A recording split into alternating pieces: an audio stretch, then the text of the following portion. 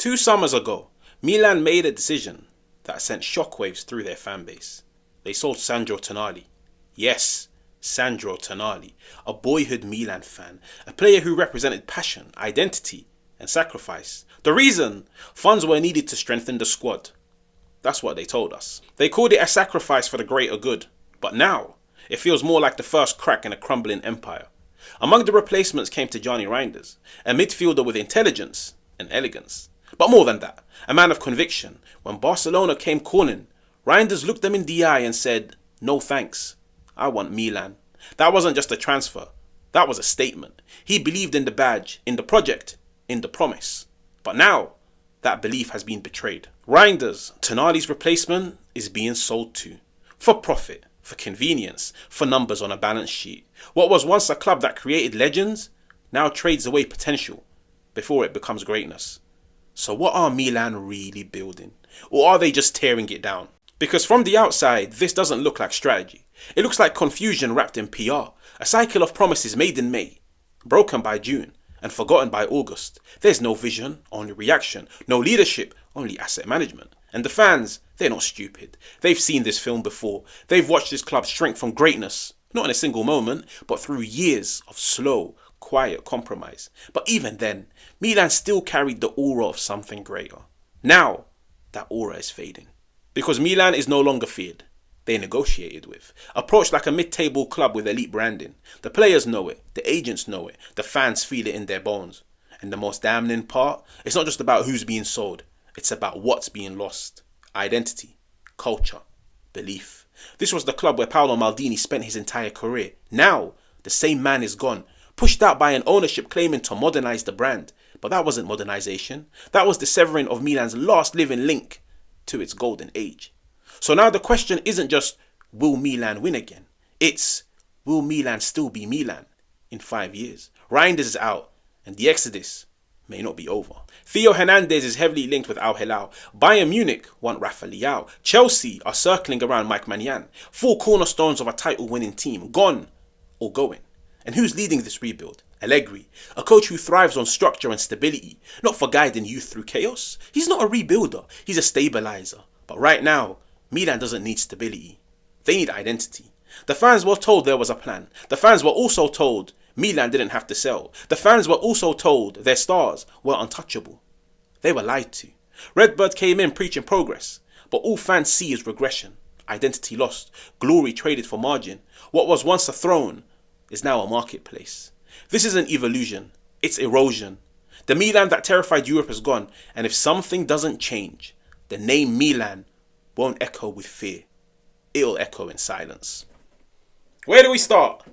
Let's start off with everybody subscribing, hitting the like. The Milan community I've built, I trust you guys. You guys got my back. We're a family. As a family, we have to speak to one another. We have to communicate. We have to tell each other the harsh truths. A few days ago, I made a video on Luka Modric coming to Milan. He says yes to Milan.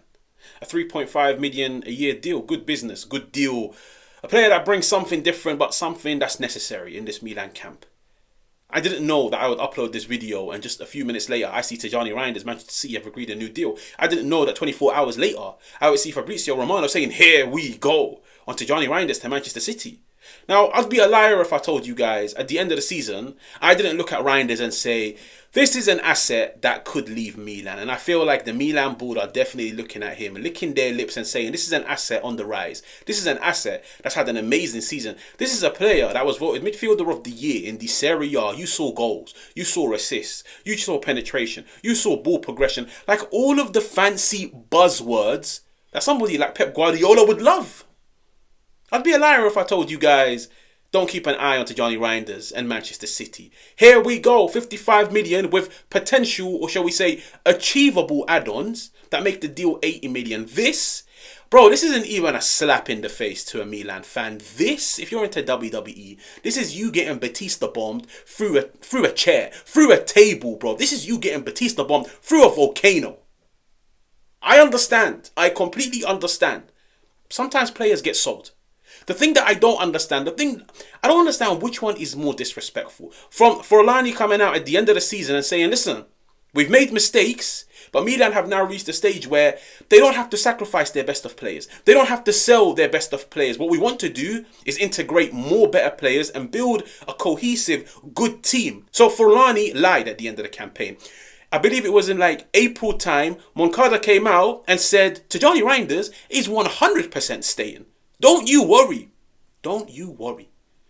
2 board members that have lied in the space of 3 months, and in return, 55 million. I don't think people are understanding which one is more disrespectful.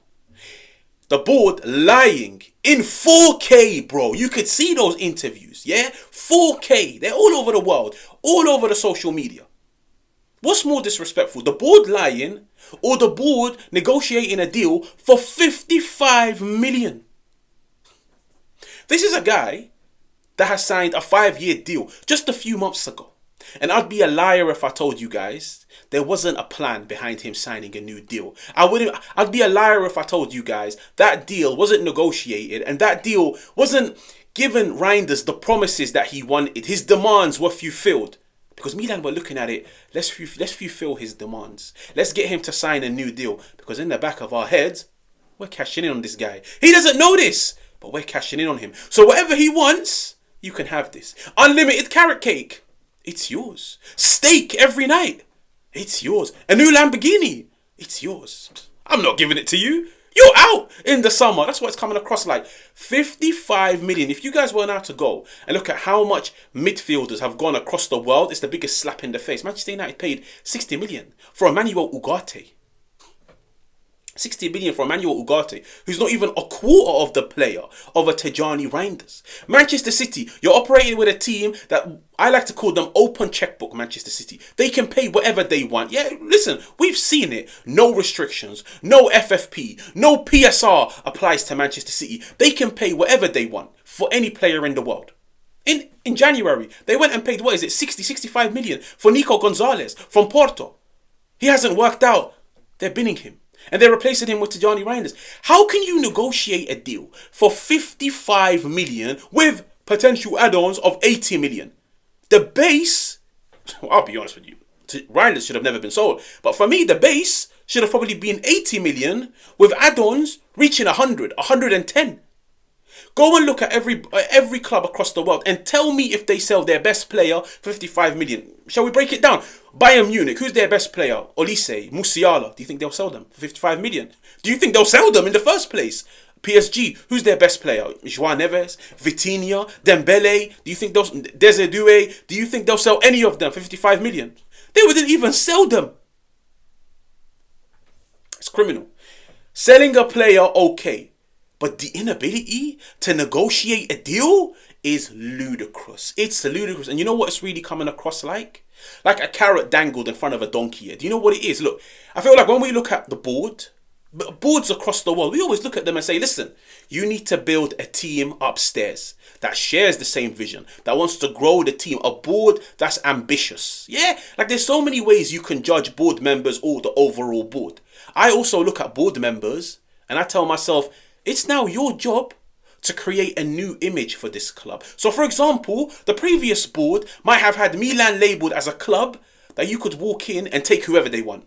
There are teams across the world like Napoli. Napoli's board, De Laurentiis, he's built Napoli in a way where if you go to Napoli, you know you have to pay an extra 20, 30, 40% to get their best of players. He's a difficult person to negotiate with. Daniel Levy at Tottenham, he's another guy. Like notoriously, he's got the image of a guy that's very difficult to strike a deal with. And if you were to strike a deal with him, you're paying 20, 30% over the odds. At the end of the day, he has to think about his own club, his own financial benefit.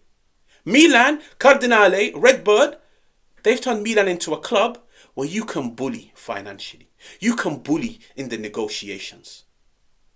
It's the harsh truth. I told you guys, we're a family. I have to tell you guys the harsh truths. Milan, Cardinale, Forlani, Moncada, Redbird, you can walk in and bully these guys. It came across like Milan was so desperate to sell Reijnders. Am I the only one getting that vibe? It looked like they were so desperate to get rid of him. Whatever you guys offer, bring the pen. Where's my pen? Here it is. Yeah? Whatever you guys offer, no problem. What? 20 million? 55 million. You know that's a deal that's being laughed at from people across the world. 55 million for the best player in the best midfielder in this area. A midfielder that showed you I can score you 10, 12, 13, 14 goals.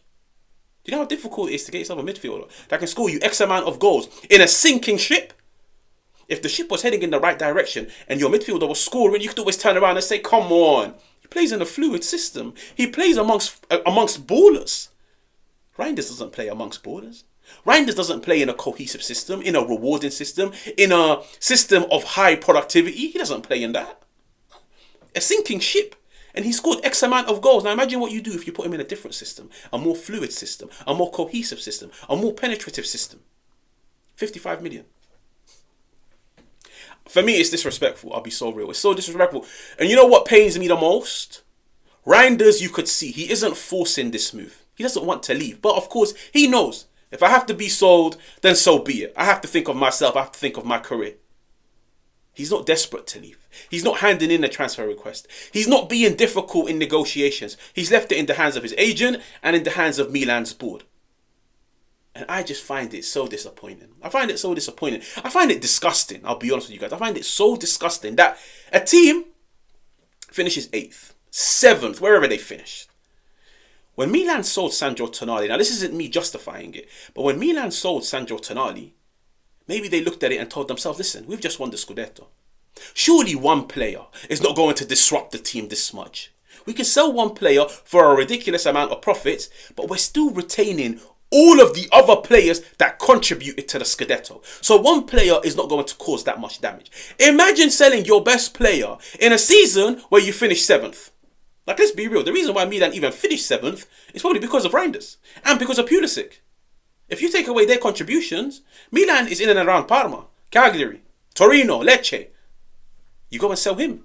When there's so many other players that haven't contributed this season. Musa, Loftus-Cheek. Like, the list goes on. Chukwueze. The list goes on. There's so many players that they could sell. They went and sold their best player. And do I trust this board to go out and make the right recruits? No, I don't. I'll be honest with you guys. I don't. Because even them being linked with Richie, I was always of the opinion you need Richie and Reijnders. Not Richie alone. It's crazy. But then touching on everything else, Rafael Leão. Bayern Munich are about to submit a bid for Rafael Leão. Crazy. And I'll be honest with you guys, I'd be a liar if I told you if they don't put 80 million, Cardinale doesn't sign off. I'd be a liar. I'd be a liar if I told you that. So Rafael Leão could potentially be leaving. Maignan, and remember what I said to you guys. This board has now built an image of Milan where you can bully them in negotiations. Do you know how disrespectful it is to go to a team that has a goalkeeper that's an international goalkeeper? He is the starter for France. Maignan, he's still of a good enough age. He's had a relatively good campaign, barring a few errors here and there. 30 years old, and they've offered you 10 million. Am I the only person that's seeing the disrespectful part of it? Let's look at it like this. Chelsea have offered 10 million for a guy. He's only got 12 more months left on his deal. Why are we going to pay that much? Chelsea charged 65 million for Mason Mount, who had 12 months left. Look at the difference. So when Chelsea have a player that has 12 months left, we want 65 million. But Milan, we can bully this Milan team.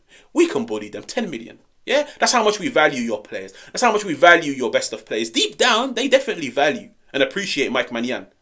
But they know I can get away with a bargain at Milan. I think it's ludicrous. At the start of the summer, I was of the mindset Milan would lose some of their best of players. Not all, but they might lose 1 or 2. And I kept telling myself it might seriously be Theo Hernández and Maignan, because they both have contracts up until 2026, and it feels like they've hit a stumbling block where they can't agree a new deal. If you can't agree a new deal, you're better off selling them this summer for some money rather than losing them for free. If somebody told me, nah, Haj, don't worry. They're going to lose those 2, but they'll also lose their best midfielder. And then they'll also lose their best, in my opinion, he will always be their best attacker, Rafael Leão. Those are Milan. If we were to sit down and say, who are Milan's 5 best players? Pulisic, Reijnders, Rafael Leão, Theo Hernández, Maignan. It doesn't matter the order, but it is a fact. Those are their 5 best players. Imagine if someone said to you, the Serie A campaign starts in 2 months, and Milan, out of the 5, will have 1. And they're not going to replace the other 4 with players of equal quality. Nah, bro. They're going to be some moneyball signings, yeah, where they've interpreted data. I think it's criminal. I'll be honest with you guys. Luka Modric, lovely recruit. But I'll be honest with you guys. Luka Modric without Reijnders, it ain't great. I'll be real, it ain't great. I was thinking Modric, Reijnders, Rafael Leao, Pulisic, Theo Hernández, Maignan.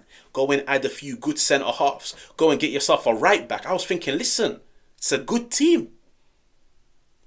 Maignan, potentially, well, he is linked with Chelsea. And I'll be a liar if I told you guys that deal wouldn't get negotiated. And I wouldn't be surprised if they come to a conclusion that 20 million is the fair price. Okay, he's gone. Theo Hernández, Al-Hilal or Atletico Madrid. He's gone. Rafael Leao, Bayern Munich. Bro, like Bayern Munich are looking at it like this. We've got the number 10 for the next decade, Jamal Musiala. We've got the right winger for the next decade in Michael Olise. We need the left winger. Leroy Sané, he ain't really doing it anymore. Serge Gnabry, he ain't really doing it anymore. Well, Leroy Sané is a free agent. Serge Gnabry leaves the next summer. We need somebody young, hungry. Somebody that can walk in and have an impact. Somebody that's been there, done it before, won. Milan, Rafael Leao. We could probably get him for 60 million. Don't be surprised. Don't be surprised. And I feel like the Reijnders deal, I'm not even going to look at Iglitare. I'll be real, because I think this was a deal that was negotiated, that was in the making before Tare even put pen to paper. Before Allegri even put pen to paper, in my opinion. Because I'll be honest with you, how has it come about so quick? Last summer, there were links between Manchester City and Reijnders. In January, there were links between Manchester City and Reijnders. This summer, links between Manchester City and Reijnders. There's no way in hell Tare walked in and got himself one sit down with Reijnders and he was like, safe, I don't agree with your vision. I don't agree to your demands.